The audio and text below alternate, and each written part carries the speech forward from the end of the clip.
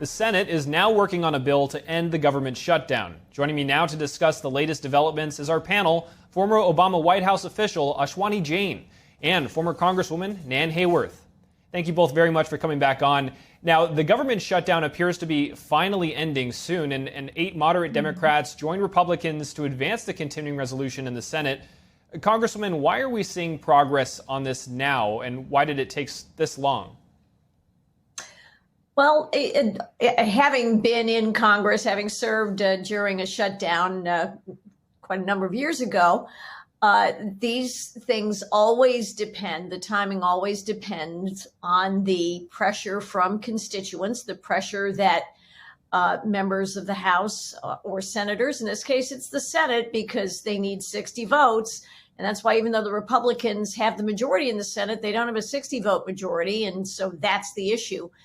At this point, it is the Democratic senators who are feeling the pressure from their constituents or politically across the nation that they are not serving their goals the way they hope to by prolonging a refusal to simply to fund the government. And even though public opinion is definitely divided, and some folks do blame Republicans more, we note that the biggest federal employees union, the AFGE, actually a couple of weeks ago said to the Democrats, please just vote for the clean continuing resolution. And they're not the only union to do that. So I think this was a pragmatic decision, and I welcome it.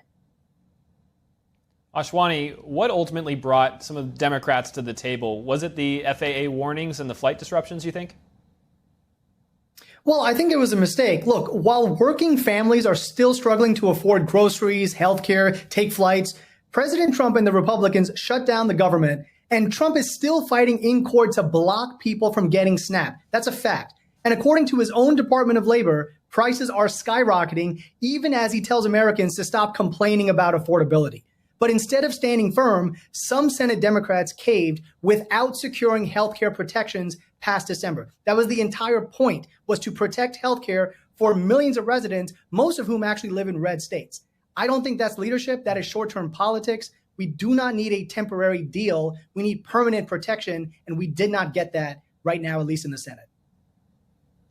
Let's pivot now to the media and foreign influence. President Trump's threatening legal action against the BBC over how his speech was edited on January 6th in a documentary. Let's take a look at that edit first. We're going to walk down to the Capitol, and I'll be there with you, and we fight. We fight like hell. We're going to walk down to the Capitol, and we're going to cheer on our brave senators and congressmen and women.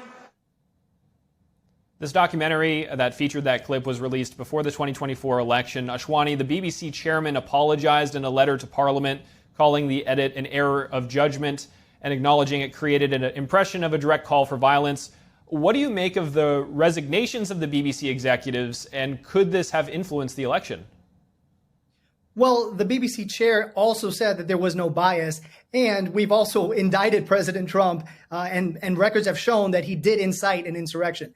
Look, at the end of the day, Trump is once again attacking the press because he cannot stand being criticized. If he really wants to punish networks for false statements, then let's be consistent. What about the networks that pushed the lie that the 2020 election was stolen, or called COVID a hoax, or claimed that January 6th was just a tourist visit? Trump himself has recently said that critical media coverage should be illegal. That kind of crackdown is what we saw in 1930s Germany and what we see in Russia today. Imagine if Trump spent just as much time expanding healthcare or protecting SNAP benefits as he does whining about news coverage. Every president gets criticized, but only Trump throws tantrums over it, and we should not allow that. Congresswoman, on the BBC's reach, the president right to threaten to sue in this case? Yes, absolutely. His comments were deliberately edited to make him look as though he was trying to foment an insurrection. And contra to Ashwani, everything we are learning since the Congress changed hands, and the White House, of course, the executive branch changed hands, is that, as so many of us have suspected and have been asserting, the full story of that day has most definitely not been told. So that crowd was shot full of operatives who were the ones who urged and shepherded people into the Capitol. The president did not tell people to enter the Capitol. The president told folks that they should march in support past the Capitol. So this was not Donald Trump's riot or insurrection. This was something that was definitely a situation that was taken full advantage of. But it is absolutely fair for the president to sue the BBC for defamatory content. Were they attempting to influence our election? Well, yes, probably, along with most of America's media. And President Trump today is again floating the idea of a tariff dividend, $2,000 checks to Americans funded by tariff revenue, with any remaining surplus going toward paying down the national debt. Ashwani, your thoughts on the $2,000 stimulus check proposal and the idea that tariff revenue could be used for relief for Americans? Well, this so-called $2,000 rebate is nothing more than a refund on higher prices that Americans are already paying because of his tariffs.